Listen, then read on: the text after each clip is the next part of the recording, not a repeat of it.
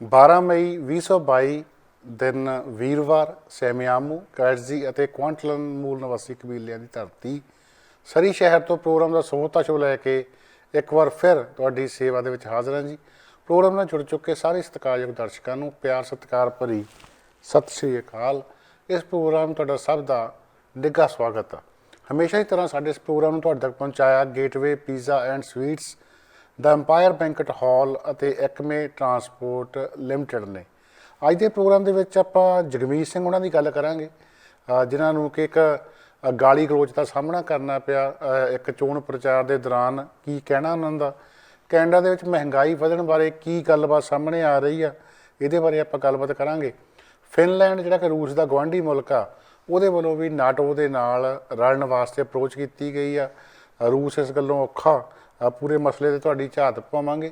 America ਦੇ ਵਿੱਚ corona ਕਾਰਨ ਮਰਨ ਵਾਲੇ ਲੋਕਾਂ ਦੀ ਗਿਣਤੀ 10 ਲੱਖ ਤੋਂ ਟੱਪਣ ਤੋਂ ਬਾਅਦ ਰਾਸ਼ਟਰਪਤੀ ਜੋ ਬਾਈਡਨ ਨੇ ਆਪਣੀ ਨੇਸ਼ਨ ਨੂੰ ਕੀ ਕਿਹਾ, ਇਹਦੀ ਗੱਲਬਾਤ ਕਰਨੀ ਆ ਆਪਾਂ।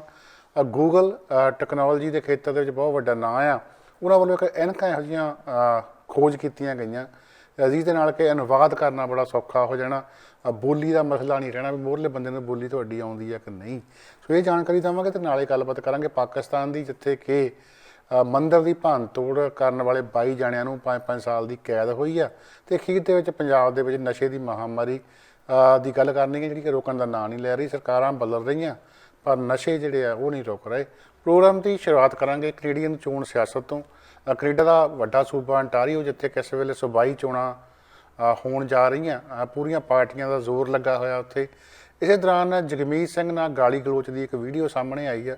ਪੀਟਰਬoro ਅੰਟਾਰੀਓ ਇਲਾਕੇ ਦੇ ਵਿੱਚ ਜਦੋਂ ਉਹ ਇੱਕ ਉਮੀਦਵਾਰ ਦੇ ਹੱਕ ਦੇ ਵਿੱਚ, NDP ਉਮੀਦਵਾਰ ਦੇ ਹੱਕ 'ਚ ਚੋਣ ਪ੍ਰਚਾਰ ਕਰਨ ਪਹੁੰਚੇ ਹੋਏ ਸੀ, ਤਾਂ ਜਦੋਂ ਵਾਪਸ ਆ ਰਹੇ ਸੀਗੇ ਤਾਂ ਕੁਝ ਲੋਕਾਂ ਵੱਲੋਂ ਉਹਨਾਂ ਨੂੰ ਨਸਲੀ ਗਾਲਾਂ ਕੱਢੀਆਂ ਗਈਆਂ, ਹੋਰ ਗਾਲੀ ਗਲੋਚ ਕੀਤਾ ਗਿਆ, ਉਹਨਾਂ ਨੂੰ ਉਂਗਲਾਂ ਦਿਖਾਈਆਂ ਗਈਆਂ, ਗਦਾਰ ਲਫ਼ਜ਼ ਜਿਹੜਾ ਉਹਨਾਂ ਦੇ ਵਾਸਤੇ ਵਰਤਿਆ ਗਿਆ। ਅੰਟਾਰੀਓ ਵਿੱਚ ਚੋਣਾਂ ਹੋਣ ਜਾ ਰਹੀਆਂ ਅਤੇ ਜਗਮੀਤ ਸਿੰਘ ਉੱਥੇ ਜਿਹੜੇ NDP ਦੇ ਉਮੀਦਵਾਰ ਆ ਉਹਨਾਂ ਦੇ ਹੱਕ 'ਚ ਪ੍ਰਚਾਰ ਕਰ ਰਹੇ ਆ। ਸੋ ਬੇਸ਼ੱਕ ਕਈ ਵਾਰੀ ਗੱਲ ਕਨਫਿਊਜ਼ਿੰਗ ਹੋ ਜਾਂਦੀ ਆ। ਵੈਸੇ ਪਾਰਟੀਆਂ ਅੱਡ ਅੱਡ ਹੁੰਦੀਆਂ, ਪਰ ਜਿਹੜੀ ਲਿਬਰਲ ਪਾਰਟੀ ਆ, ਜਿਵੇਂ ਇਹ ਫੈਡਰਲ ਪਾਰਟੀ ਹੋਰ ਆ, ਸੂਬਾਈ ਪਾਰਟੀ ਹੋਰ ਆ, ਕੰਜ਼ਰਵੇਟਿਵ ਇਸੇ ਤਰ੍ਹਾਂ ਆ, ਜਿਹੜੀ ਫੈਡਰਲ ਪਾਰਟੀ ਹੋਰ ਆ, ਸੂਬਾਈ ਹੋਰ ਹੁੰਦੀਆਂ। ਪਰ ਜਿਹੜੀ NDP ਆ ਇਹ ਉੱਪਰ ਅਤੇ ਥੱਲੇ, ਕੇਂਦਰ ਅਤੇ ਸੂਬਿਆਂ ਵਿੱਚ ਇੱਕੋ ਪਾਰਟੀ ਆ। ਬੇਸ਼ੱਕ ਜਗਮੀਤ ਸਿੰਘ ਹੁਣੀ ਫੈਡਰਲ NDP ਦੇ ਆਗੂ ਆ, ਪਰ ਉਹ ਸੂਬਾਈ NDP ਨੂੰ ਵੀ ਜਿਹੜੇ ਆ ਪ੍ਰਮੁੱਖਤਾ ਦੇ ਨਾਲ ਅਗਵਾਈ ਦਿੰਦੇ ਆ। ਸੋ ਇਸ ਕਰਕੇ ਉਹ ਪ੍ਰਚਾਰ ਕਰਨ ਜਾ ਰਹੇ ਆ ਅਤੇ ਪੀਟਰਬoro ਅੰਟਾਰੀਓ ਦੇ ਵਿੱਚ ਉਹਨਾਂ ਨੂੰ ਸਖਤ ਗਾਲੀ ਗਲੋਚ ਦਾ ਜਿਹੜਾ ਸਾਹਮਣਾ ਆ ਉਹ ਕਰਨਾ ਪੈ ਰਿਹਾ। ਸੋ ਇਹ ਗੱਲ ਜਿਹੜੀ ਆ ਪਹਿਲੀ ਵਾਰੀ ਨਹੀਂ ਹੋਈ। ਇਸ ਤੋਂ ਪਹਿਲਾਂ ਪਿਛਲੇ ਸਾਲ ਸਤੰਬਰ ਮਹੀਨੇ ਜਸਟਨ ਟਰੂਡੋ ਨੂੰ ਵੀ ਅੰਟਾਰੀਓ ਦੇ ਵਿੱਚ ਅਜਿਹੀ ਵਿਰੋਧ ਦਾ ਸਾਹਮਣਾ ਕਰਨਾ ਪਿਆ ਸੀ, ਜਦੋਂ ਕੁਝ ਲੋਕਾਂ ਨੇ ਉਹਨਾਂ ਦੇ ਗ੍ਰਹਿਵਲ ਯਾਨੀ ਕਿ ਛੋਟੀਆਂ ਬਜਰੀ ਦੀਆਂ ਬੱਟੀਆਂ ਤੱਕ ਵੀ ਜਿਹੜੀਆਂ ਆ ਉਹ ਮਾਰੀਆਂ ਸੀਗੀਆਂ। ਹੁਣ ਕੈਨੇਡੀਅਨ ਸਿਆਸਤ ਦੇ ਵਿੱਚ ਇਹ ਸਭ ਕੁਝ ਪ੍ਰਵਾਨ ਨਹੀਂ ਕੀਤਾ ਜਾਂਦਾ, ਇਸ ਕਰਕੇ ਜਿਹੜੇ ਅੱਡ ਅੱਡ ਸਿਆਸਤਦਾਨ ਆ ਉਹ ਇਹਦਾ ਵਿਰੋਧ ਕਰ ਰਹੇ ਆ ਕਿ ਅਜਿਹੀ ਭਾਸ਼ਾ ਜਿਹੜੀ ਇੱਕ ਲੀਡਰ ਦੇ ਪ੍ਰਤੀ ਨਹੀਂ ਵਰਤਣੀ ਚਾਹੀਦੀ। ਸੋ ਜਗਮੀਤ ਸਿੰਘ ਨੇ ਖੁਦ ਵੀ ਇਹ ਬਿਆਨ ਜਾਰੀ ਕੀਤਾ। ਉਹ ਕਹਿੰਦੇ ਵੀ ਮੈਂ ਚੋਣ ਪ੍ਰਚਾਰ ਕਰ ਰਿਹਾ ਸੀਗਾ ਜਦੋਂ ਅਜਿਹੇ ਹਾਲਾਤ ਦਾ ਸਾਹਮਣਾ ਕਰਨਾ ਪਿਆ ਆ। ਉਹ ਕਹਿੰਦੇ ਵੀ ਸਿਆਸਤ ਦੇ ਵਿੱਚ ਅਸਹਿਮਤੀ ਹੋਣੀ ਇੱਕ ਫੰਡਾਮੈਂਟਲ ਗੱਲ ਆ, ਮੁੱਢਲੀ ਗੱਲ ਆ। ਇਸੇ ਕਰਕੇ ਅੱਡ ਅੱਡ ਪਾਰਟੀਆਂ ਜਿਹੜੀਆਂ ਉਹ ਬਣਦੀਆਂ ਹੈਗੀਆਂ। ਇਸੇ ਕਰਕੇ ਜਿਹੜੀ ਡੈਮੋਕ੍ਰੇਸੀ ਆ ਉਹਨੂੰ ਮਹੱਤਤਾ ਦਿੱਤੀ ਜਾਂਦੀ ਹੈ ਕਿ ਅੱਡ ਅੱਡ ਸੋਚਾਂ ਵਾਲੇ ਲੋਕ ਜਿਹੜੇ ਆ ਉਹ ਆਪੋ ਆਪਣੇ ਤਰੀਕੇ ਲੋਕਾਂ ਨੂੰ ਪ੍ਰਭਾਵਿਤ ਕਰਨ ਦੀ ਕੋਸ਼ਿਸ਼ ਕਰਦੇ ਆ। ਪਰ ਇਹਦੇ ਵਿੱਚ ਹਿੰਸਾ ਜਿਹੜਾ ਆ, ਗਾਲੀ ਗਲੋਚ ਜਾਂ ਨਫ਼ਰਤ ਵਾਲੇ ਵਾਸਤੇ ਕੋਈ ਥਾਂ ਨਹੀਂ ਹੈਗੀ, ਜਾਂ ਕਿਸੇ ਨੂੰ ਮਾਰਨ ਦੀਆਂ ਧਮਕੀਆਂ ਦੇਣ ਵਾਲੀ ਗੱਲ ਜਿਹੜੀ ਆ ਉਹ ਕਦੀ ਵੀ ਪ੍ਰਵਾਨ ਨਹੀਂ ਕੀਤੀ ਜਾ ਸਕਦੀ। ਉਹ ਕਹਿੰਦੇ ਸਾਨੂੰ ਸਮਝਣਾ ਚਾਹੀਦਾ ਕਿ ਜੇ ਅਸੀਂ ਨਫ਼ਰਤ ਨੂੰ ਹੋਰ ਵਧਾਉਣ ਦੇ ਵਾਸਤੇ ਜਗ੍ਹਾ ਦੇਵਾਂਗੇ ਤਾਂ ਇਹ ਨਫ਼ਰਤ ਜਿਹੜੀ ਇੱਕ ਦਿਨ ਇੱਕ ਸਾਡਾ ਹੀ ਨੁਕਸਾਨ ਜਿਹੜਾ ਆ ਕਰੂਗੀ। ਸੋ ਇਸ ਕਰਕੇ ਇਸ ਨਫ਼ਰਤ ਨੂੰ ਵਧਣ ਨਹੀਂ ਦੇਣਾ ਚਾਹੀਦਾ। ਸੋ ਉਹਨਾਂ ਨੇ ਵਿਰੋਧ ਕਰਨ ਵਾਲਿਆਂ ਦਾ ਜਿਹੜਾ ਉਹ ਉਹਨਾਂ ਦੀ ਨਿਖੇਧੀ ਕੀਤੀ ਆ। ਹਾਲਾਂਕਿ ਮੌਕੇ 'ਤੇ ਉਹਨਾਂ ਨੇ ਬੜੇ ਹੀ ਸਿਆਣਪ ਵਾਲੇ ਢੰਗ ਦੇ ਨਾਲ ਇਸ ਮਸਲੇ ਨੂੰ ਨਜਿੱਠਿਆ ਅਤੇ ਜਿਹੜੇ ਲੋਕ ਵਿਰੋਧ ਕਰ ਰਹੇ ਸੀਗੇ ਉਹਨਾਂ ਨੂੰ ਕੁਛ ਨਹੀਂ ਕਿਹਾ, ਚੁੱਪ-ਚਾਪ ਜਿਹੜਾ ਉੱਥੋਂ ਨਿਕਲਣ ਦੀ ਗੱਲ ਜਿਹੜੀ ਆ ਕੀਤੀ ਆ। ਹੁਣ ਇਹ ਵਿਰੋਧ ਕਰਨ ਵਾਲੇ ਲੋਕ ਕੌਣ ਨੇ ਜੋ ਕਦੀ ਟਰੂਡੋ ਦਾ ਵਿਰੋਧ ਕਰਦੇ ਆ, ਕਦੀ ਜਗਮੀਤ ਸਿੰਘ ਉਹਨਾਂ ਦਾ ਵਿਰੋਧ ਕਰਦੇ ਆ? ਕੀ ਇਹ ਸੱਜੇ ਪੱਖੀ ਲੋਕ ਆ? ਇਸ ਦੇ ਬਾਰੇ ਹਜੇ ਚਰਚਾਵਾਂ ਦਾ ਦੌਰ ਚੱਲ ਰਿਹਾ ਆ। ਪਰ ਇੱਕ ਗੱਲ ਜਿਹੜੀ ਇੱਕ ਤੱਥ ਉਹ ਇਹ ਵੀ ਆ ਕਿ NDP ਦੇ ਵਿੱਚ ਵੀ ਜਗਮੀਤ ਸਿੰਘ ਦਾ ਵਿਰੋਧ ਹੋ ਰਿਹਾ ਆ। ਉਸ ਦਾ ਵੱਡਾ ਕਾਰਨ ਜਗਮੀਤ ਸਿੰਘ ਵੱਲੋਂ ਟਰੂਡੋ ਨਾਲ ਹੱਥ ਮਿਲਾਉਣਾ ਆ, ਰਲ ਕੇ ਸਰਕਾਰ ਚਲਾਉਣ ਲਈ ਹਾਂ ਕਰਨਾ ਆ। NDP ਦੇ ਜਿਹੜੇ ਬਹੁਤ ਵੱਡੇ ਵੱਡੇ ਸਪੋਰਟਰ ਆ ਇਸ ਗੱਲ ਤੋਂ ਨਾਰਾਜ਼ ਆ ਕਿ ਇੱਕ ਤਰ੍ਹਾਂ ਦੇ ਨਾਲ ਜਗਮੀਤ ਸਿੰਘ ਨੇ NDP ਨੂੰ ਲਿਬਰਲ ਦੀ ਝੋਲੀ ਵਿੱਚ ਪਾ ਦਿੱਤਾ ਆ। ਵਿਰੋਧੀ ਕੰਜ਼ਰਵੇਟਿਵ ਪਾਰਟੀ ਵਾਲੇ, ਟੋਰੀ ਪਾਰਟੀ ਵਾਲੇ ਹਮੇਸ਼ਾ ਹੀ ਇਹ ਦੋਸ਼ ਲਾਉਂਦੇ ਸੀ ਕਿ NDP ਤੇ ਲਿਬਰਲ ਇੱਕੋ ਹੀ ਚੀਜ਼ ਆ, ਸੋ ਇਹਨਾਂ ਨੂੰ ਵੋਟਾਂ ਜਿਹੜੀਆਂ ਤੁਸੀਂ ਨਾ ਪਾਇਆ ਕਰੋ, ਜੇ NDP ਨੂੰ ਵੋਟ ਪਾਉਣੇ ਆ, ਲਿਬਰਲ ਨੂੰ ਵੋਟ ਪਾਉਣੇ, ਇੱਕੋ ਹੀ ਗੱਲ ਹੈਗੀ ਆ। ਸੋ ਉਹ ਗੱਲ ਜਿਹੜੀ ਉਹ ਕਹਿੰਦੇ ਵੀ ਹੁਣ ਸਹੀ ਕਰਾਰ ਦੇ ਦਿੱਤੀ ਆ ਤੇ ਗਾਂਹ ਵਾਲੀਆਂ ਵੋਟਾਂ ਦੇ ਵਿੱਚ NDP ਦਾ ਨੁਕਸਾਨ ਹੋ ਸਕਦਾ ਆ। ਇੱਥੋਂ ਤੱਕ ਵੀ NDP ਸਪੋਰਟਰ ਜਿਹੜੇ ਆ ਕਈ ਕਹਿ ਰਹੇ ਆ ਕਿ ਜਗਮੀਤ ਸਿੰਘ ਨੇ NDP ਪਾਰਟੀ ਦਾ ਭਵਿੱਖ ਜਿਹੜਾ ਆ ਉਹ ਖਤਰੇ ਵਿੱਚ ਪਾ ਦਿੱਤਾ ਆ। ਸੋ ਹੁਣ ਇਹ ਨਹੀਂ ਪਤਾ ਵੀ ਵਿਰੋਧ ਕਰਨ ਵਾਲਿਆਂ ਦੇ ਵਿੱਚ NDP ਦੇ ਕੁਝ ਆਲੋਚਕ ਵੀ ਸ਼ਾਮਲ ਸੀ ਜਾਂ ਸਿਰਫ ਉਹ ਲੋਕ ਸੀ ਜਿਹੜੇ ਕਿ ਪਹਿਲਾਂ ਟੂਟੂ ਦਾ ਵੀ ਵਿਰੋਧ ਕਰਦੇ ਆ ਰਹੇ ਆ। ਪਰ ਇੰਨੀ ਗੱਲ ਜ਼ਰੂਰ ਹੈ ਕਿ ਕੈਨੇਡਾ ਦੀ ਸਿਆਸਤ ਵਿੱਚ ਇਸ ਗੱਲ ਨੂੰ ਪ੍ਰਵਾਨ ਨਹੀਂ ਕੀਤਾ ਜਾਂਦਾ। ਆਮ ਲੋਕਾਂ ਵੱਲੋਂ ਵੀ ਤੇ ਸਿਆਸਤਦਾਨ ਜਿਹੜੇ ਅੱਡ ਪਾਰਟੀਆਂ ਦੇ ਆ ਉਹਨਾਂ ਵੱਲੋਂ ਇਸ ਵਰਤਾਰੇ ਦੀ ਨਿਖੇਧੀ ਕੀਤੀ ਗਈ ਆ। ਗੱਲ ਕੈਨੇਡਾ ਦੀ ਮਹਿੰਗਾਈ ਦੀ ਕਰੀਏ ਤਾਂ ਜਿਹੜਾ ਮਹਿੰਗਾਈ ਦਰ ਆ 6.7% ਦੇ ਉੱਤੇ ਪਹੁੰਚੀ ਸੀ ਅਪ੍ਰੈਲ ਮਹੀਨੇ। ਮਈ ਦੇ ਮਹੀਨੇ ਕਹਿੰਦੇ ਵੀ ਹੋਰ ਵਧਣ ਦੀ ਜਿਹੜੀ ਆ ਪੂਰੀ ਆਸ ਆ। ਪੂਰੀ ਦੁਨੀਆ ਦੇ ਵਿੱਚ ਮਹਿੰਗਾਈ ਦਰ ਵੱਧ ਰਹੀ ਆ, ਜਿਸ ਕਰਕੇ ਲੋਕਾਂ ਦਾ ਰਹਿਣ ਸਹਿਣ ਖਾਣ ਪੀਣ ਮਹਿੰਗਾ ਹੋਇਆ ਆ। ਇੰਗਲੈਂਡ ਦੀ ਗੱਲ ਕਰੀਏ ਤਾਂ ਉੱਥੇ 10% ਤੱਕ ਮਹਿੰਗਾਈ ਦਰ ਚਲੇ ਜਾਣ ਦੀ ਗੱਲ ਕਹੀ ਜਾ ਰਹੀ ਆ। ਇਹਨਾਂ ਸਭ ਨੂੰ ਕੰਟਰੋਲ ਕਰਨ ਦੇ ਵਾਸਤੇ ਵਿਆਜ ਦਰਾਂ ਵਧਾਈਆਂ ਜਾ ਰਹੀਆਂ, ਹੋਰ ਤਰੀਕੇ ਵਰਤੇ ਜਾ ਰਹੇ ਆ। ਪਰ ਇਹਦੇ ਨਾਲ ਹੋ ਕੀ ਰਿਹਾ ਕਿ ਲੋਕਾਂ ਦੇ ਵਿੱਚ ਕੁਝ ਖਰੀਦਣ ਦੀ ਜਿਹੜੀ ਮਨਸ਼ਾ ਹੈਗੀ ਆ ਉਹ ਘਟ ਰਹੀ ਆ। ਹੁਣ ਜਿਹੜੇ ਨਵੇਂ ਸਰਵੇਖਣ ਆਏ ਆ ਉਹਨਾਂ ਵਿੱਚ ਲੋਕ ਦੱਸ ਰਹੇ ਆ ਕਿ ਅਸੀਂ ਬਾਹਰ ਘੁੰਮਣਾ ਫਿਰਨਾ ਘਟਾ ਦਿੱਤਾ, ਬਾਹਰ ਖਾਣਾ ਪੀਣਾ ਘਟਾ ਦਿੱਤਾ, ਖਰੀਦਦਾਰੀ ਕਰਨੀ ਘਟਾ ਦਿੱਤੀ। ਇੱਥੋਂ ਤੱਕ ਕਿ ਆਪਣੀ ਐਂਟਰਟੇਨਮੈਂਟ ਦੇ ਨਾਲ ਆਪਣੀਆਂ ਜਿਹੜੀਆਂ ਬੇਲੋੜੀਆਂ ਦਵਾਈਆਂ, ਵਾਈਟਾਮਿਨ ਵਗੈਰਾ ਲੈਂਦੇ ਸੀਗੇ ਉਹ ਖਾਣੀਆਂ ਬੰਦ ਕਰ ਦਿੱਤੀਆਂ, ਕਿਉਂਕਿ ਸਰਦਾ ਨਹੀਂ, ਮਹਿੰਗਾਈ ਇੰਨੀ ਹੋ ਗਈ ਆ। ਵਪਾਰੀ ਵਰਗ ਜਿਹੜਾ ਆ ਉਹ ਸਮਾਨ ਵੇਚਣ ਲਈ ਅੱਡ ਅੱਡ ਤਰੀਕੇ ਜਿਹੜੇ ਲੱਭ ਲੈਂਦਾ। ਹੁਣ ਪਹਿਲਾਂ ਵੀ ਇਹ ਕੰਮ ਵੈਸੇ ਚੱਲਦਾ ਰਿਹਾ, ਪਰ ਹੁਣ ਜ਼ਿਆਦਾ ਦਿਸਣ 'ਚ ਆ ਰਿਹਾ ਕਿ ਪੈਕਿੰਗ ਛੋਟੀ ਕੀਤੀ ਜਾ ਰਹੀ ਆ। ਫੋਰ ਐਗਜ਼ਾਮਪਲ 10 ਕਿਲੋ ਖੰਡ ਦਾ ਬੈਗ ਆ, ਉਹਦੀ ਕੀਮਤ $9 ਹੈ ਜਾਂ $10 ਤੁਸੀਂ ਲਾ ਸਕਦੇ ਆ। ਸੋ ਉਹਦੀ ਕੀਮਤ ਜਿਹੜੀ ਆ 10 ਤੋਂ 11-12 ਡਾਲਰ ਕੀਤੀ ਗਈ ਆ, 15 ਨਹੀਂ ਕੀਤੀ ਗਈ ਤਾਂ ਕਿ ਬਹੁਤਾ ਨਾ ਲੱਗੇ। ਪਰ ਜਿਹੜੀ ਉਹਦੇ ਵਿੱਚ ਖੰਡ ਆ ਉਹ 10 ਕਿਲੋ ਤੋਂ ਘਟਾ ਕੇ 8 ਕਿਲੋ ਜਾਂ 6 ਕਿਲੋ ਕਰ ਦਿੱਤੀ ਗਈ ਆ। ਸੋ ਜਿਹੜਾ ਖਰੀਦਦਾਰ ਆ ਉਹਨੂੰ ਲੱਗਦਾ ਕਿ ਮੈਂ ਖੰਡ ਦਾ ਬੈਗ ਲੈ ਜਾਂਦਾ। ਇਹ ਸਿਰਫ ਇੱਕ ਚੀਜ਼ ਦੀ ਗੱਲ ਆ, ਹੋਰ ਬਹੁਤ ਸਾਰੀਆਂ ਥਾਵਾਂ 'ਤੇ ਇੱਦਾਂ ਹੋ ਰਿਹਾ ਆ। ਸੋ ਜਿਹੜੀ ਪੈਕਿੰਗ ਆ ਉਹ ਘਟਾ ਦਿੱਤੀ ਗਈ ਆ, ਕੀਮਤ ਥੋੜ੍ਹੀ ਵਧਾਈ ਗਈ ਆ, ਪਰ ਜੇਕਰ ਉਹਨੂੰ ਆਪਾਂ ਪੂਰਾ ਮਿਣਾਂਗੇ, ਪੂਰਾ ਤੋਲਾਂਗੇ ਤਾਂ ਲੱਗੂਗਾ ਕਿ ਕੀਮਤ ਜਿਹੜੀ ਆ ਵਾਕਿਆ ਬਹੁਤ ਜ਼ਿਆਦਾ ਵੱਧ ਗਈ ਆ। ਪਰ ਇਹ ਗੱਲਾਂ ਕਿਤੇ ਲੁਕੀਆਂ ਨਹੀਂ ਰਹਿੰਦੀਆਂ, ਕਿਉਂਕਿ ਐਂਡ ਆਫ ਦਾ ਡੇ ਦਾ ਜਿਹੜੀ ਚੀਜ਼ ਖਾਣ ਵਾਲੀ ਆ ਉਹਨੇ ਟੇਬਲ 'ਤੇ ਆਉਣਾ ਹੁੰਦਾ, ਪਤਾ ਲੱਗ ਜਾਂਦਾ ਵੀ ਕਿੰਨੀਆਂ ਸਰਵਿੰਗਸ ਹੋਈਆਂ। ਪਰ ਇੱਕ ਤਰੀਕੇ ਦੇ ਨਾਲ ਵਪਾਰੀ ਜਿਹੜੇ ਆ ਮਹਿੰਗਾਈ ਨੂੰ ਕੰਟਰੋਲ ਕਰਕੇ ਲੋਕਾਂ ਦੇ ਦਿਮਾਗਾਂ ਨਾਲ ਖੇਡਣ ਦੀ ਕੋਸ਼ਿਸ਼ ਕਰ ਰਹੇ ਆ। ਸੋ ਮਹਿੰਗਾਈ ਵਧੀ ਕਾਹਦੇ ਵਾਸਤੇ ਆ? ਇਹਦੇ ਵਿੱਚ ਵੱਡਾ ਕਾਰਨ ਜਿਹੜਾ ਆ ਉਹ ਰੂਸ ਯੂਕਰੇਨ ਯੁੱਧ ਆ, ਅਤੇ ਇਹ ਹੱਲੇ ਵੀ ਕਿਸੇ ਸਿਰੇ ਲੱਗਦਾ ਪ੍ਰਤੀਤ ਨਹੀਂ ਹੋ ਰਿਹਾ ਜੀ, ਔਰ ਸਗੋਂ ਹੋਰ ਵਾਧਾ ਪ੍ਰਤੀਤ ਹੋ ਰਿਹਾ ਆ। ਰੂਸ ਦੇ ਨਾਲ ਲੱਗਦਾ ਮੁਲਕ ਹੈਗਾ ਜੀ ਫਿਨਲੈਂਡ, ਜਿਹਦੀ 1300 ਕਿਲੋਮੀਟਰ ਲੰਮੀ ਸਰਹੱਦ ਰੂਸ ਨਾਲ ਲੱਗਦੀ ਆ। ਕੋਲਡ ਵਾਰ, ਸ਼ੀਤ ਯੁੱਧ ਜਿਹਨੂੰ ਆਪਾਂ ਕਹਿੰਦੇ ਹਾਂ, ਅਮਰੀਕਾ ਅਤੇ ਰੂਸ ਦੇ ਦਰਮਿਆਨ ਕਈ ਦਹਾਕੇ ਚੱਲਿਆ। ਉਹਦੇ ਵਿੱਚ ਕੀ ਸੀਗਾ ਕਿ ਫਿਨਲੈਂਡ ਅਤੇ ਸਵੀਡਨ ਜਿਹੜੇ ਮੁਲਕ ਸੀਗੇ ਉਹ ਨਿਊਟਰਲ ਰਹੇ ਸੀਗੇ, ਉਹ ਕਿਸੇ ਪਾਸੇ ਵੀ ਨਹੀਂ ਸੀਗੇ, ਨਾ ਉਹ ਅਮਰੀਕਾ ਵਾਲੇ ਪਾਸੇ ਸੀਗੇ ਅਤੇ ਨਾ ਉਹ ਰੂਸ ਵਾਲੇ ਪਾਸੇ ਸੀਗੇ। ਪਰ ਹੁਣ ਕੀ ਹੋ ਰਿਹਾ ਕਿ ਉਹ ਜਿਹੜਾ ਉਹਨਾਂ ਦਾ ਝੁਕਾਅ ਆ ਉਹ ਨੈਟੋ ਮੁਲਕਾਂ ਵੱਲ, ਜਾਣੀ ਕਿ ਅਮਰੀਕਾ ਵਾਲੇ ਖੇਮੇ ਵੱਲ ਨੂੰ ਹੋ ਰਿਹਾ ਆ। ਫਿਨਲੈਂਡ ਨੇ ਇੱਛਾ ਜਤਾਈ ਆ, ਉਹ ਕਹਿੰਦੇ ਕਿ ਅਸੀਂ ਜਲਦ ਤੋਂ ਜਲਦ ਨੈਟੋ ਦੇ ਵਿੱਚ ਰਲਣਾ ਚਾਹੁੰਦੇ ਹਾਂ। ਸੋ ਉਹਨਾਂ ਨੇ ਜੋ ਯੂਕਰੇਨ ਦਾ ਹਾਲ ਦੇਖਿਆ, ਜੋ ਉੱਥੇ ਮਹਾਮਾਰੀ ਜਿਹੜੀ ਆ ਗੋਲੀਬਾਰੀ ਆ ਰੂਸ ਵੱਲੋਂ ਕੀਤੀ ਗਈ ਆ, ਹਮਲਾ ਕੀਤਾ ਗਿਆ, ਉਹਦੇ ਨਾਲ ਜੋ ਨੁਕਸਾਨ ਉੱਥੇ ਹੋਇਆ, ਉਹਦੇ ਨਾਲ ਫਿਨਲੈਂਡ ਜਿਹੜਾ ਡਰਿਆ ਹੋਇਆ ਅਤੇ ਉਹਨੂੰ ਪ੍ਰੋਟੈਕਸ਼ਨ ਚਾਹੀਦੀ ਆ। ਇਸ ਕਰਕੇ ਉਹ ਨੈਟੋ ਦੇ ਨਾਲ ਰਲਣ ਵਾਸਤੇ ਇੱਛਾ ਜਤਾ ਰਿਹਾ ਆ। ਸੋ ਇਹਦਾ ਮਤਲਬ ਹੈ ਕਿ ਰੂਸ ਹੋਰ ਘੇਰਿਆ ਜਾਊਗਾ। ਸੋ ਜੇਕਰ ਰੂਸ ਹੋਰ ਘੇਰਿਆ ਜਾਂਦਾ ਆ ਅਤੇ ਇਹਦੇ ਨਾਲ ਜਿਹੜੇ ਆ ਇੱਕ ਹੋਰ ਵਰਲਡ ਵਾਰ ਲੱਗਣ ਦੇ ਚਾਂਸਸ ਜਿਹੜੇ ਆ ਜ਼ਿਆਦਾ ਵੱਧ ਜਾਂਦੇ ਆ।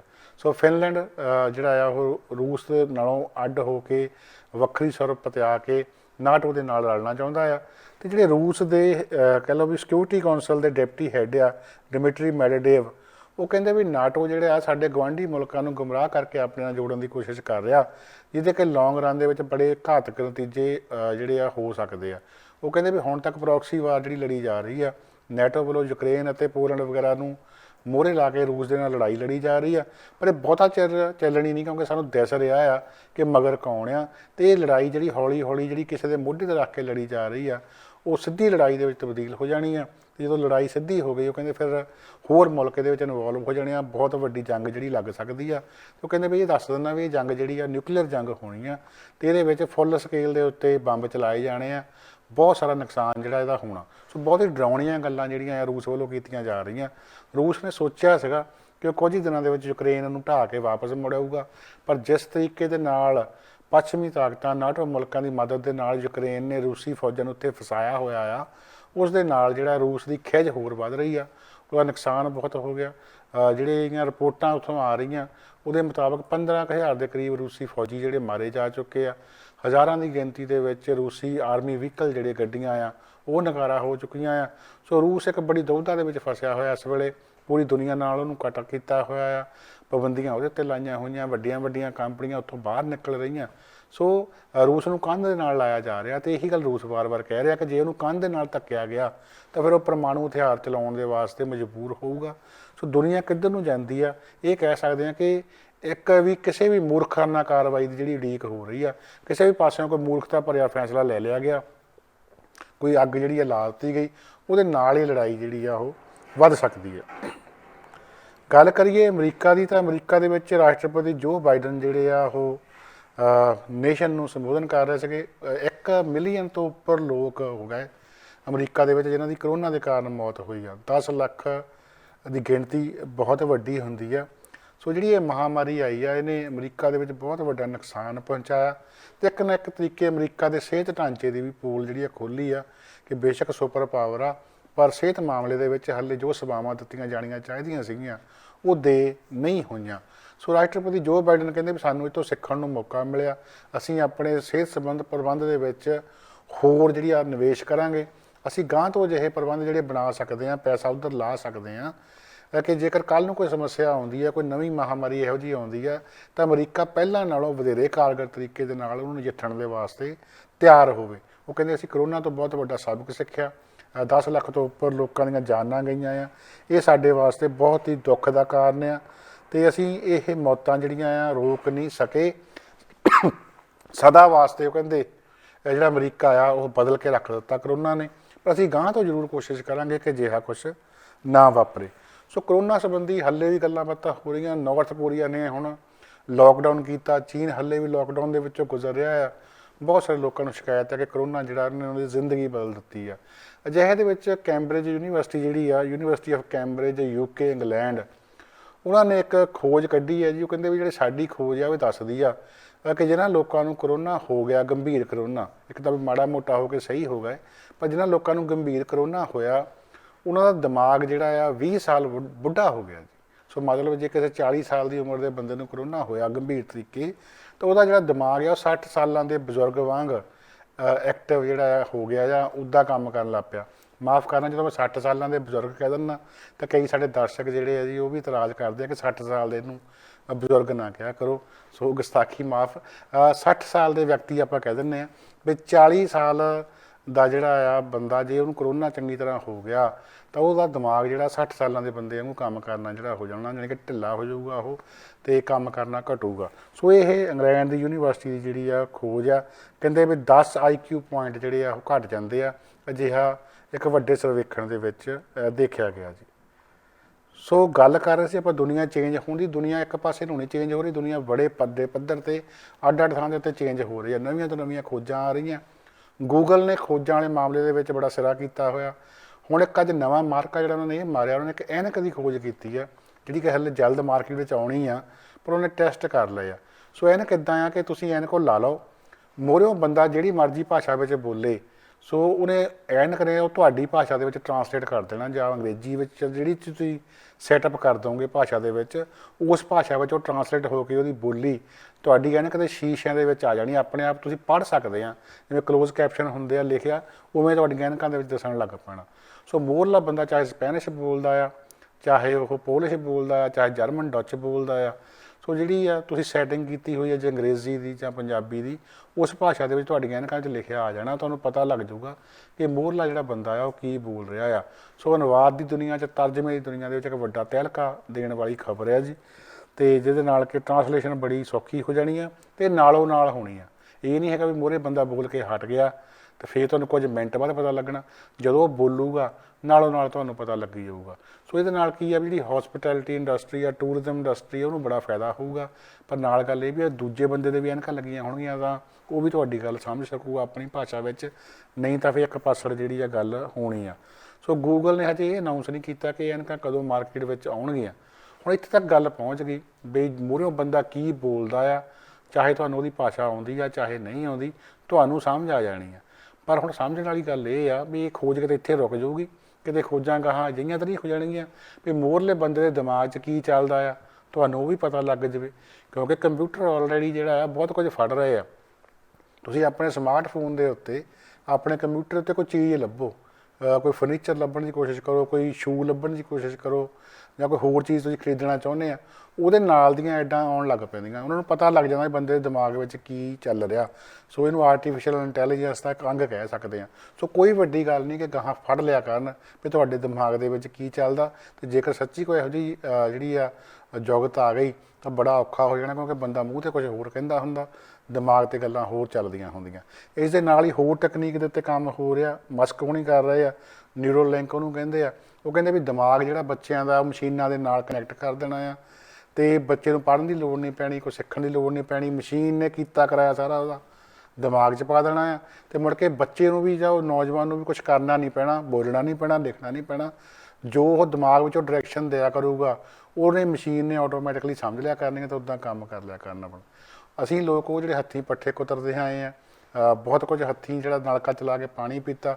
ਸਾਡੇ ਤੋਂ ਜਿਹੜੇ 20 ਸਾਲ ਵੱਡੇ ਉਹਨਾਂ ਨੇ ਹੋਰ ਵੀ ਬਹੁਤ ਕੁਝ ਦੇਖਿਆ ਪੁਰਾਣਾ, ਅਤੇ ਉਹ ਆਹ ਤਕਨੀਕ ਜਦੋਂ ਵਰਤਣਗੇ ਜਾਂ ਦੇਖਣਗੇ ਉਹਨਾਂ ਵਾਸਤੇ ਇਹ ਕਿਸੇ ਚੰਬੇ ਤੋਂ ਘੱਟ ਨਹੀਂ ਹੋਣੀ। ਆਲਰੇਡੀ ਬਹੁਤ ਕੁਝ ਅਸੀਂ ਬਦਲਦਾ ਦੇਖ ਲਿਆ, ਅਤੇ ਗਾਂਹ ਦੁਨੀਆ ਜਿਹੜੀ ਆ ਹੋਰ ਬੜੀ ਤੇਜ਼ੀ ਦੇ ਨਾਲ ਬਦਲ ਰਹੀ ਆ। ਇਹ ਕਿਤੇ ਰੁਕਣਾ ਕਿੱਥੇ ਜਾ ਕੇ ਆ ਇਹ ਕਿਸੇ ਨੂੰ ਨਹੀਂ ਪਤਾ। ਅਤੇ ਰੂਸ ਯੂਕਰੇਨ ਯੁੱਧ ਜੇ ਤੀਜੀ ਵਿਸ਼ਵ ਜੰਗ ਬਣ ਗਿਆ, ਪਤਾ ਨਹੀਂ ਕੀ ਬਣਨਾ। ਪਰ ਹਾਲ ਦੀ ਘੜੀ ਜਿਹੜੀ ਟੈਕਨੀਕ ਆ ਉਹ ਅੱਗੇ ਤੋਂ ਅੱਗੇ ਵੱਧਦੀ ਜਾ ਰਹੀ ਆ। ਗੱਲ ਪਾਕਿਸਤਾਨ ਦੀ ਕਰੀਏ ਤਾਂ ਪਾਕਿਸਤਾਨ ਦੇ ਵਿੱਚ ਇੱਕ ਮੰਦਿਰ ਨੂੰ ਨਿਸ਼ਾਨਾ ਬਣਾਇਆ ਗਿਆ ਸੀਗਾ। ਵੈਸੇ ਤਾਂ ਪਾਕਿਸਤਾਨ 'ਚ ਅਨੇਕਾਂ ਮੰਦਿਰ ਨੇ, ਅਨੇਕਾਂ ਗੁਰਦੁਆਰਾ ਸਾਹਿਬ ਆ ਜਿੱਥੇ ਕਿ ਹਮਲੇ ਹੋਏ ਆ, ਜਿਨ੍ਹਾਂ ਨੂੰ ਢਾਉਣ ਦੀ ਕੋਸ਼ਿਸ਼ ਕੀਤੀ ਗਈ ਆ। ਬਹੁਤ ਸਾਰੇ ਮੰਦਿਰ ਜਿਹੜੇ ਨਿਸ਼ਾਨਾ ਬਣਾਏ ਗਏ ਆ। ਸੋ ਪਿਛਲੇ ਸਾਲ ਇੱਕ ਅਜਿਹੇ ਮੰਦਿਰ ਨੂੰ ਨਿਸ਼ਾਨਾ ਬਣਾਇਆ ਗਿਆ ਸੀ, ਮੂਰਤੀਆਂ ਭੰਨ ਦਿੱਤੀਆਂ ਗਈਆਂ ਸੀ, ਮੰਦਿਰ ਦੇ ਇੱਕ ਹਿੱਸੇ ਨੂੰ ਅੱਗ ਲਾ ਦਿੱਤੀ ਗਈ ਸੀ। ਸੋ ਇਸ ਮਾਮਲੇ ਵਿੱਚ ਪਾਕਿਸਤਾਨ ਦੇ ਪੰਜਾਬ ਸੂਬੇ ਦੀ ਅਦਾਲਤ ਨੇ ਜੀ ਬਹਾਵਲਪੁਰ ਦੇ ਜੱਜ ਨਾਸਰ ਹੁਸੈਨ ਨੇ 22 ਜਾਣਿਆਂ ਨੂੰ 5-5 ਸਾਲ ਦੀ ਸਖਤ ਕੈਦ ਦੀ ਸਜ਼ਾ ਜਿਹੜੀ ਆ ਉਹ ਸੁਣਾਈ ਆ। ਸੋ ਪਾਕਿਸਤਾਨ ਕੱਟੜਪੰਥੀ ਜਿਹੜੇ ਆ ਜਾਂ ਕੱਟੜਵਾਦ ਦਾ ਜਿਹੜਾ ਅੰਤ ਦੇਖ ਚੁੱਕਾ ਵੀ ਐਂਡ ਦੇ ਉੱਤੇ ਕੀ ਹੁੰਦਾ। ਤੁਸੀਂ ਨਫ਼ਰਤ ਜਿੰਨੀ ਮਰਜ਼ੀ ਫੈਲਾ ਲਓ ਭਾਈਚਾਰੇ ਵਿੱਚ ਆਪਸ ਵਿੱਚ, ਐਂਡ ਆਫ ਦਾ ਡੇ ਉਹ ਤੁਹਾਡੇ ਘਰ ਵਾਪਸ ਆਉਂਦੀ ਆ, ਤੁਹਾਡੇ ਹੱਥ ਲਾਉਂਦੀ ਆ। ਸੋ ਪਾਕਿਸਤਾਨ ਇਹ ਤੋਂ ਸਬਕ ਸਿੱਖ ਰਿਹਾ। ਇਮਰਾਨ ਖਾਨ ਸਰਕਾਰ ਵੇਲੇ ਵੀ ਬਹੁਤ ਜੋ ਕੱਟੜਵਾਦ ਪਾਕਿਸਤਾਨ ਦਾ ਨੁਕਸਾਨ ਕੀਤਾ ਉਹ ਤੋਂ ਬਚਣਾ ਪੈਣਾ। ਸੋ ਇਹੋ ਜਿਹੇ ਫੈਸਲੇ ਜਿਹੜੇ ਆ ਉਹ ਸੁਨੇਹਾ ਦਿੰਦੇ ਆ ਕਿ ਜਿਹੜੇ ਬੰਦੇ ਘੱਟ ਗਿਣਤੀਆਂ ਨਾਲ ਜ਼ੁਲਮ ਕਰਨਗੇ ਜਾਂ ਧੱਕਾ ਕਰਨਗੇ ਉਹਨਾਂ ਦਾ ਆਹ ਹਾਲ ਹੋਊਗਾ। ਪਰ ਦੂਜੇ ਪਾਸੇ ਜੇ ਆਪਾਂ ਭਾਰਤ ਦੀ ਗੱਲ ਕਰੀਏ ਤਾਂ ਭਾਰਤ ਪਾਕਿਸਤਾਨ ਬਣਨ ਵੱਲ ਨੂੰ ਵੱਧ ਰਿਹਾ ਆ। ਪਾਕਿਸਤਾਨ ਸਿਰਾ ਲਾ ਕੇ ਮੁੜਦਾ ਆ ਰਿਹਾ ਆ। ਉਹਨੂੰ ਦੇਖ ਲਿਆ ਵੀ ਇੱਥੇ ਕੁਛ ਨਹੀਂ ਹੈਗਾ, ਪਰ ਭਾਰਤ ਵਿੱਚ ਹਾਲੇ ਵੀ ਉਹੀ ਗੱਲਾਂ ਹੋ ਰਹੀਆਂ ਕਿ ਅਸੀਂ ਮਸਜਿਦਾਂ ਤੋੜਨੀਆਂ ਆ, ਅਸੀਂ ਪੁਰਾਣੇ ਜਿਹੜੇ ਆ ਮਨਾਰ ਤੋੜਨੇ ਆ। ਜਦੋਂ ਕਿ ਲੋੜ ਇਹਨਾਂ ਚੀਜ਼ਾਂ ਤੋਂ ਬਚਣ ਦੀ ਆ, ਪਾਕਿਸਤਾਨ ਵੱਲ ਦੇਖ ਕੇ ਸਬਕ ਸਿੱਖਣ ਦੀ ਲੋੜ ਆ ਕਿ ਐਂਡ ਆਫ ਦਾ ਡੇ ਉਹਨਾਂ ਨੂੰ ਵੀ ਵਾਪਸ ਮੁੜਨਾ ਪਿਆ। ਇਹਨੇ ਤੁਹਾਨੂੰ ਕਿਤੇ ਵੀ ਲੈ ਕੇ ਨਹੀਂ ਜਾਣਾ। ਸਾਰੇ ਧਰਮ ਸਤਿਕਾਰਯੋਗ ਆ, ਸਾਰੇ ਲੋਕ ਸਤਿਕਾਰਯੋਗ ਆ। ਜਿਹੜੀ ਕਿਸੇ ਦੀ ਕਿਤੇ ਵੀ ਮਾਨਤਾ ਆ, ਚਾਹੇ ਉਹ ਨਾਸਤਕ ਆ ਚਾਹੇ ਉਹ ਧਾਰਮਿਕ ਆ, ਉਹਦਾ ਸਤਿਕਾਰ ਹੋਣਾ ਚਾਹੀਦਾ। ਇੱਕ ਦੂਜੇ ਦਾ ਵੈਰ ਵਿਰੋਧ ਇਸ ਗੱਲ 'ਤੇ ਨਹੀਂ ਹੋਣਾ ਚਾਹੀਦਾ ਕਿ ਉਹ ਕਿਹੜੇ ਧਰਮ ਨੂੰ ਮੰਨਦਾ ਆ। ਜਦੋਂ ਇਹ ਗੱਲ ਸਿੱਖ ਲਈ ਫਿਰ ਉਦੋਂ ਜਿਹੜਾ ਉਹ ਸਾਰਾ ਸਾਊਥ ਏਸ਼ੀਅਨ ਖਿੱਤਾ ਆ ਉਹ ਸੌਖਾ ਰਹਿ ਸਕਦਾ ਆ। ਅਖੀਰ ਦੇ ਵਿੱਚ ਗੱਲਬਾਤ ਆਪਾਂ ਪੰਜਾਬ ਦੀ ਕਰਨੇ ਆ। ਪੰਜਾਬ ਦੇ ਵਿੱਚ ਸਰਕਾਰਾਂ ਬਦਲ ਜਾਂਦੀਆਂ ਪਰ ਪੰਜਾਬ ਦੀ ਹੋਣੀ ਜਿਹੜੀ ਆ ਉਹ ਬਦਲ ਨਹੀਂ ਰਹੀ। ਸਰਕਾਰ ਨਵੀਂ ਬਣ ਗਈ, ਸਰਕਾਰ ਦੀ ਵਿਰੋਧਤਾ ਕਰਨ ਵਾਲੇ ਵੱਡੇ ਵੱਡੇ ਪੱਤਰਕਾਰ ਸਰਕਾਰ ਦੇ ਵਾਜੇ ਬਣ ਗਏ। ਸਰਕਾਰ ਦੀਆਂ ਖਾਮੀਆਂ ਨਹੀਂ ਦੱਸਦੇ, ਸਰਕਾਰ ਦੇ ਸੋਹਲੇ ਗਾਈ ਜਾਂਦੇ ਆ। ਪੰਜਾਬ ਦੇ ਬਹੁਤ ਵੱਡੇ ਵੱਡੇ ਅਖਬਾਰ ਚੁੱਪ ਹੋ ਕੇ ਬੈਠੇ ਆ, ਕੋਈ ਖਬਰ ਹੀ ਨਹੀਂ ਕੱਢ ਰਿਹਾ ਵੀ ਸਰਕਾਰ 'ਚ ਹੋ ਕੀ ਰਿਹਾ। ਸਿਰਫ ਸਰਕਾਰੀ ਨੋਟ ਜਿਹੜੇ ਆ ਉਹ ਛਾਪੇ ਜਾ ਰਹੇ ਆ। ਪਰ ਫਿਰ ਵੀ ਕੁਝ ਅਖਬਾਰ ਹੈ ਜੋ ਸੱਚ ਕੱਢ ਕੇ ਬਾਹਰ ਲਿਆ ਰਹੇ ਆ, ਜਿਨ੍ਹਾਂ ਵਿੱਚੋਂ ਦੈਨਿਕ ਭਾਸਕਰ ਦਾ ਨਾਂ ਆਪਾਂ ਲੈ ਸਕਦੇ ਹਾਂ। ਉਹਨਾਂ ਨੇ ਇੱਕ ਰਿਪੋਰਟ ਪ੍ਰਕਾਸ਼ਿਤ ਕੀਤੀ ਹੈ ਕਿ ਪੰਜਾਬ ਦੇ ਵਿੱਚ ਬੀਤੇ 100 ਦਿਨਾਂ ਦੇ ਦੌਰਾਨ 59 ਮੌਤਾਂ ਜਿਹੜੀਆਂ ਆ, ਇੱਕ ਘੱਟ 60 ਮੌਤਾਂ ਨਸ਼ੇ ਕਾਰਨ ਜਿਹੜੀਆਂ ਹੋਈਆਂ ਆ। ਮਤਲਬ ਕਿ ਹਰ ਦੂਜੇ ਦਿਨ ਇੱਕ ਪੰਜਾਬੀ ਨੌਜਵਾਨ ਦੀ ਨਸ਼ੇ ਕਾਰਨ ਮੌਤ ਹੋਈ ਆ। ਅਤੇ ਇਹ ਜਿਹੜੇ ਨੌਜਵਾਨ ਮਾਰੇ ਗਏ ਆ ਉਹਨਾਂ 'ਚੋਂ 90% ਉਹ ਸੀਗੇ ਜਿਨ੍ਹਾਂ ਨੇ ਆਪਣੇ ਪਿੰਡ ਦੇ ਵਿੱਚੋਂ ਨਸ਼ਾ ਲੈ ਕੇ ਜਿਹੜਾ ਉਹ ਵਰਤਿਆ। ਸਮੇਂ ਸਮੇਂ ਦੀਆਂ ਸਰਕਾਰਾਂ ਇਹੀ ਕਹਿੰਦੀਆਂ ਰਹਿੰਦੀਆਂ ਕਿ ਅਸੀਂ ਨਸ਼ੇ ਖਤਮ ਕਰ ਦੇਣੇ ਆ। ਇਹੀ ਅਕਾਲੀ ਦਲ ਕਹਿੰਦੇ ਹੁੰਦੇ ਸੀ, ਇਹੀ ਕੈਪਟਨ ਹੋਣੀ ਕਹਿੰਦੇ ਹੁੰਦੇ ਸੀਗੇ, ਇਹੀ ਗੱਲ ਭਗਵੰਤ ਮਾਨ ਹੋਣੀ ਕਹਿੰਦੇ ਸੀ, ਪਰ ਨਸ਼ਾ ਨਹੀਂ ਖਤਮ ਹੋ ਰਿਹਾ। ਇਹ ਜਿਹੜੀ ਆ ਬਿਮਾਰੀ ਆ ਉਹ ਵੱਧਦੀ ਜਾ ਰਹੀ ਆ।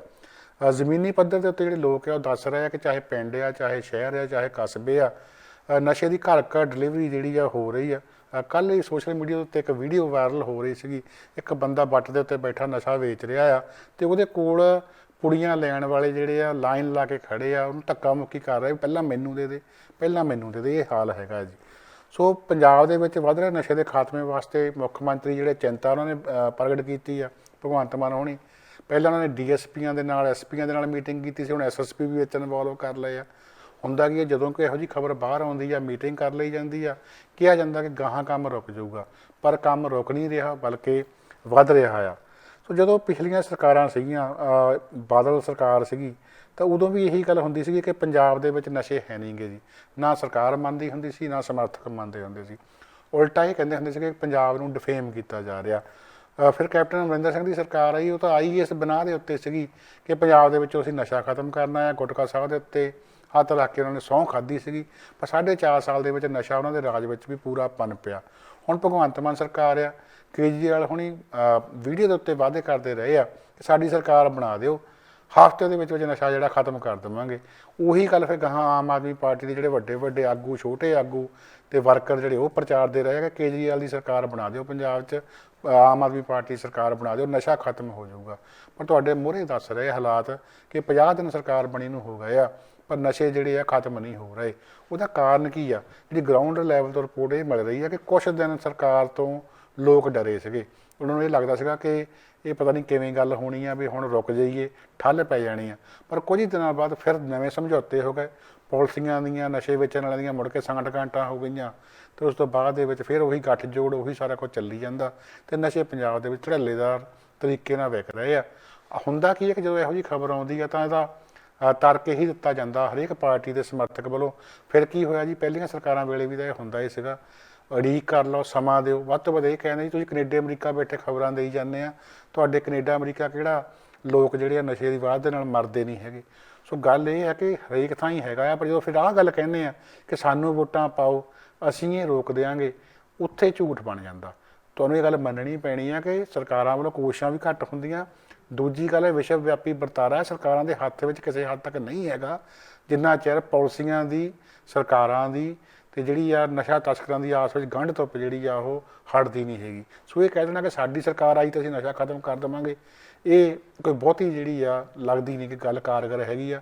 ਜੇ ਅਜਿਹਾ ਹੁੰਦਾ ਤਾਂ ਹਫ਼ਤੇ ਦੇ ਵਿੱਚ ਨਸ਼ਾ ਬੰਦ ਕਰਨ ਵਾਲੀ ਕੇਜਰੀਵਾਲ ਸਰਕਾਰ, ਭਗਵੰਤ ਮਾਨ ਸਰਕਾਰ ਜਿਹੜੀ ਆ ਉਹ ਪੰਜਾਬ ਦੇ ਵਿੱਚੋਂ ਨਸ਼ਾ ਖਤਮ ਕਰ ਦਿੰਦੀ, ਪਰ ਅਜਿਹਾ ਹੋ ਨਹੀਂ ਰਿਹਾ। ਸੋ ਹੁਣ ਜਿਹੜੀ ਗਾਂਹ ਖੋਜ ਕਰਨ ਵਾਲੀ ਗੱਲ ਉਹ ਇਹ ਆ ਕਿ ਜੇ ਨਸ਼ਾ ਖਤਮ ਹੋ ਨਹੀਂ ਰਿਹਾ ਤਾਂ ਮਤਲਬ ਪੰਜਾਬ ਦੇ ਵਿੱਚ ਨੈਕਸਸ ਅਜੇ ਵੀ ਬਣੇ ਹੋਏ ਆ।